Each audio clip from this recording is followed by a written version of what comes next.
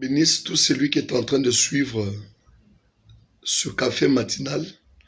Ce sont des forts moments que nous passons pour édifier le peuple de Dieu. Et aujourd'hui, je vais développer sur ce qui fait notre échec. Beaucoup de gens sont ceux-là que Dieu désire bénir. Dieu veut amener à des grandes dimensions. Mais rien que parce qu'il a fait un petit pas dans la vie, directement, il veut changer pour devenir je ne sais pas quoi et que tout le monde puisse s'incliner devant lui, tout le monde puisse s'agenouiller parce qu'il est devenu tel.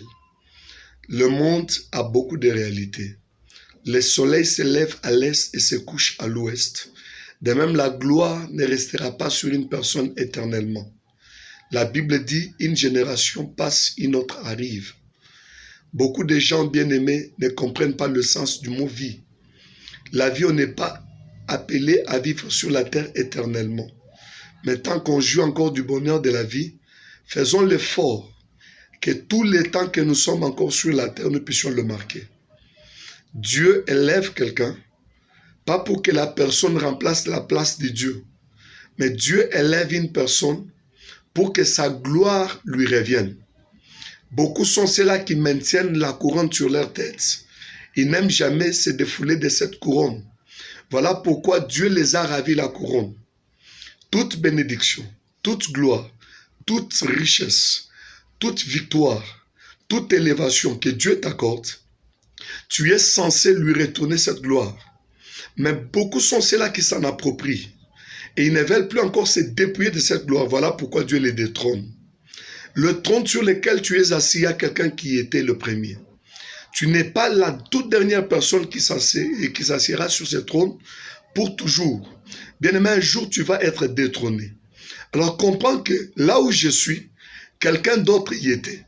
Mais avant que je ne sois, il y a une erreur que la personne a commise qui a fait que Dieu puisse le détrôner. Et là, tu conserveras le trône. La vie se conserve.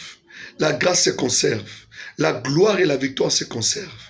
N'accepte jamais que ce que Dieu t'a donné pour sa gloire puisse devenir pour ta gloire afin que tu puisses lutter avec Dieu. Regardez l'exemple au ciel. Lucifer a été précipité parce qu'il n'a pas pu conserver la grâce ni l'endroit où Dieu l'avait mis.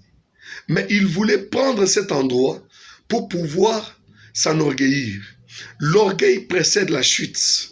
Lorsque tu sens en toi que tu commences à oublier ce qui a fait ta force, sache que tu es comme une voiture qui a perdu le rétroviseur. On se sert du rétroviseur pour pouvoir se souvenir de notre passé, afin que notre lendemain soit meilleur.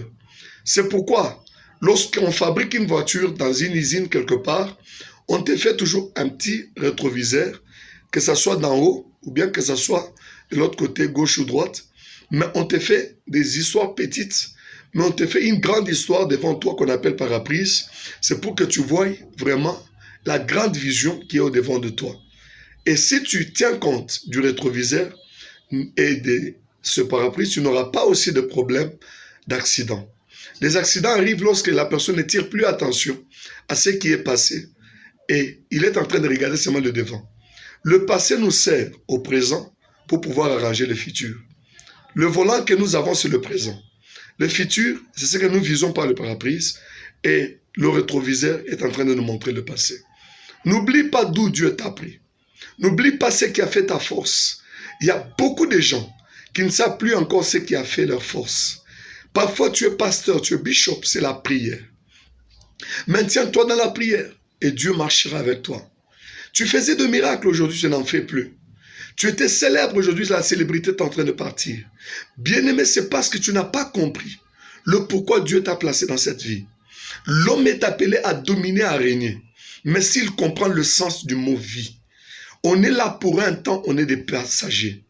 Psaume 90 est en train de dire, apprends-moi à compter mes jours.